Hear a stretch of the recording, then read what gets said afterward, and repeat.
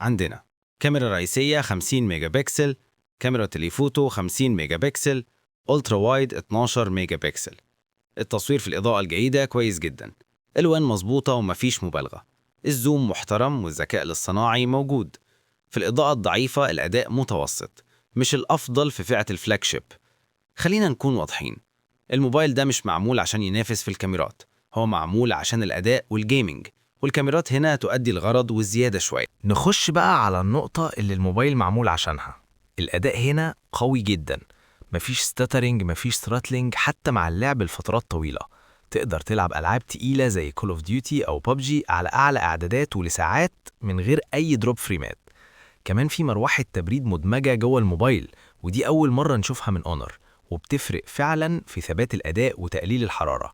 من خلال جيم مانجر تقدر تشغل أو تقفل المروحة، تمنع الإشعارات، تزود الفريمات